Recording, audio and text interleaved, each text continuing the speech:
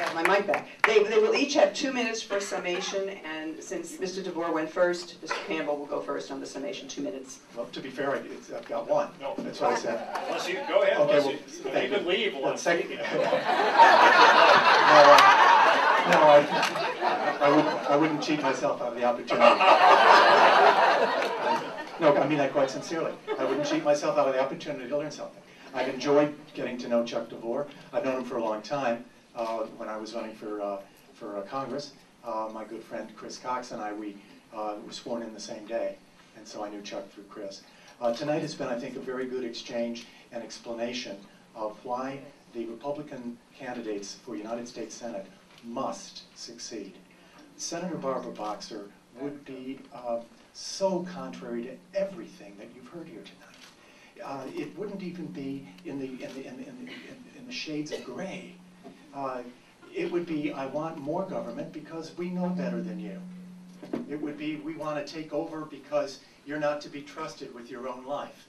It would be, we want to expand the size of government and increase your taxes to pay for it because we think if you've succeeded in America, we should be jealous of you instead of use your example to stimulate others to do the same. That is the political philosophy. And so I will conclude by saying, if you want the best contrast with Senator Barbara Boxer on the most important issue there is, #1 most fiscally responsible member of the House of Representatives twice in the 5 times I had. You can't beat it.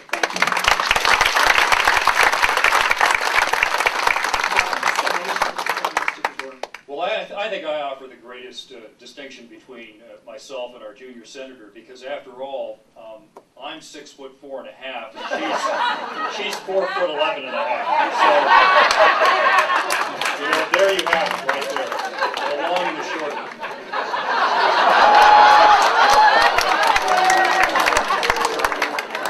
Ladies and gentlemen, this campaign and the campaign all across the country in 2010, I think, is going to pivot on what is your vision for this nation and what is your understanding of the role of our government.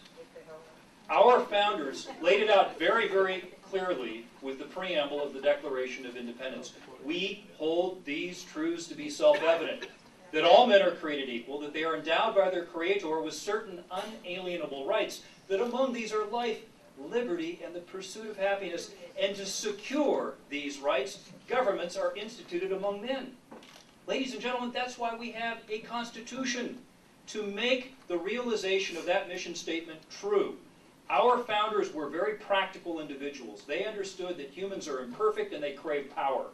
And so they set up this wonderful system with 3 co-equal branches: the legislative, the executive, and the judicial, and further divided power between the federal and the state level, all with the object of ensuring our liberty.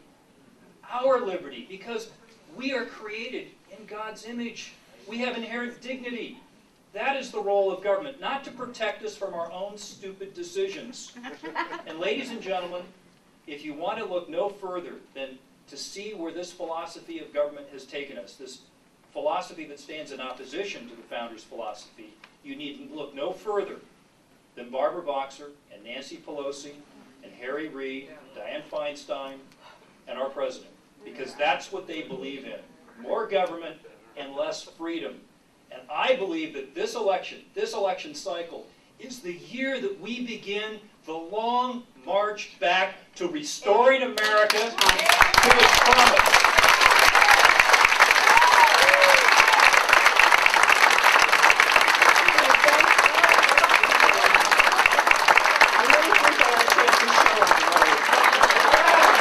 There's an important announcement, please. I want to, I'm going to try to have each of these gentlemen on my program, which is on Saturdays and Sundays from 4 until 7 on KSFO. So I hope you'll listen in. We'll be doing other initiatives and other candidates as well, so we'll try to get as much coverage as we can. Thank you. You've been a marvelous, marvelous audience. I really enjoyed doing the debate. Thank you. Tim? Barbara, everybody, please be patient. Please be patient, and let's just give another minute or so. I would like all of us to just remain and give Miss Barbara Simpson a round of applause.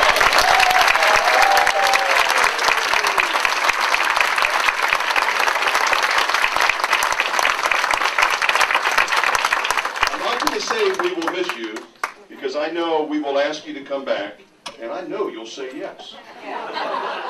Now, we have had a wonderful evening. It's all because of you, the people. I would say one thing. We've got two of the greatest candidates that you're going to see, and what you don't realize, this is history in the making. There's no other senatorial debate in Northern California during this primary season. These are two of the classiest gentlemen that I've ever seen. I'm going to ask each of you, I have two more things to say as you leave, to kindly contribute to what you've seen tonight, and that allows the forum to continue to bring wonderful, wonderful people like Barbara Simpson and Chuck DeVore and Tom Campbell. And we do need you to contribute, we really do. Now, I'm going to ask something of all of us to do, and I really wrestled with it. But when we say the Pledge of the Allegiance to the flag of the United States of America, it's under God. And I want to go back 233 years when our forefathers were fighting for the life of the birth of this new country.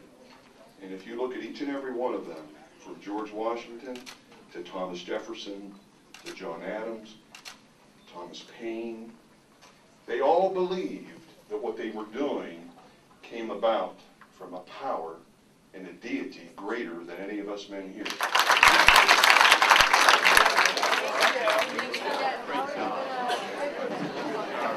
Well, we're using a lot of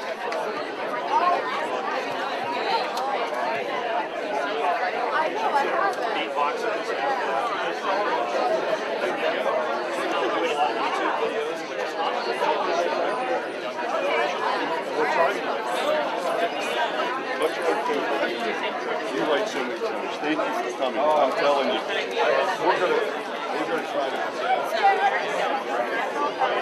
So we're going to keep doing that because you're on Twitter.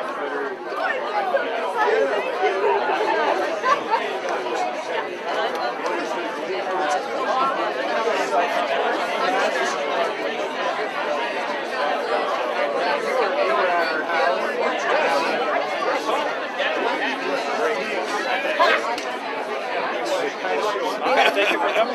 The bottle of Republic ones I get.